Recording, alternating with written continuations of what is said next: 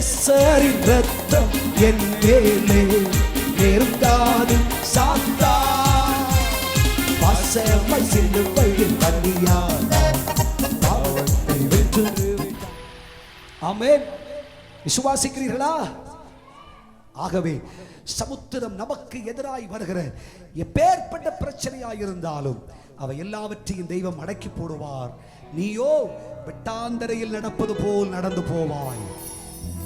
ஹல்லேலூயா. அர்த்தம் என்னவென்றால் உன் கால்கள் சறுக்காது, உன் காலடிகள் உறுதியாயிருக்கும். நீ இனி வீழ்ச்சி அடைய மாட்டாய், நீ விழுந்து போவதில்லை, இனி விழமாட்டாய்.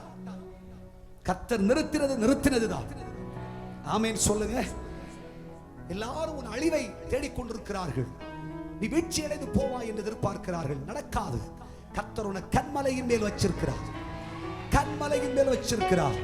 கன்மலையின் மேல் கட்டப்பட்ட வீடு பெரு வெள்ளத்திற்கு பெரும் புயலுக்கும் நீ அசைக்கப்படுவதில்லை. கைகளை தட்டி ஹல்லேலூயா ஆமென் சொல்லுங்க. ஹல்லேலூயா. அது மட்டுமல்ல, மூன்றாவது பரிசுத்த ஆவியானவர் என்ன சொல்கிறார்? 10வது வசனத்தில் வாசித்து பாருங்கள். 106ஆம் சங்கீதம் 10வது வாக்கியம் என்ன சொல்கிறது? சத்துருக்களின் கைக்கு நான் உன்னை நீங்களாக்கி மீட்பேன். ஹல்லேலூயா. தேவனுடைய பிள்ளையே, ரட்சிப்பினால் கர்த்தர் நம்மை சந்தித்து தேவன் நமக்கு கொடுக்கிற மேன்மை பாவத்தின் சுமையை அகற்றி அதிசயங்களையும் அற்புதங்களையும் நமக்காய் செய்து சமுத்திரத்தின் அலைகளை தெய்வம் அடக்கி, மூன்றாவது பைபிள் சொல்லுகிறது, சத்துரு உன்னை தொடமாட்டான், அவன் சூழ்ச்சி உன்னை தொடுவதில்லை. மாந்திரிகம் பில்லி சூனியம் பலிக்கா, அவன் கைக்கு தெய்வம் உன்னை விலக்கி மீட்டார். ஹல்லேலூயா. ஆமென். சுத்தி சுத்தி சத்ருதான், ஆனா கர்த்தர் உன்னை ஒப்பு கொடுக்க மாட்டார். அவன் சதி பலிக்காது, சூழ்ச்சி பலிக்காது, மந்திர தந்திரம் பலிக்காது.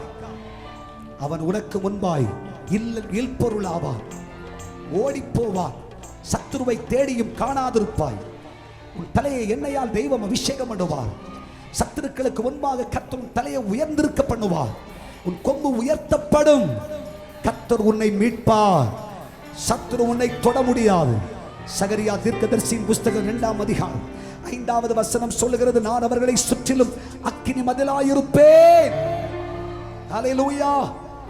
அக்கினி கோட்டை ஆண்டவர் வச்சிருக்கார். ஆமென் சொல்லுங்க. ரோமர் 5ஆம் அதிகாரத்திலே வாசிக்கும் பொழுது அவர் ரத்தத்தினாலே நம்ம சுத்தியும் ஆண்டவர் கோட்டை கட்டி வச்சிருக்கிறார். நேசரின் ரத்தம் என் மேலே நெருங்காது சாத்தான். வாசமாய் சிலுவை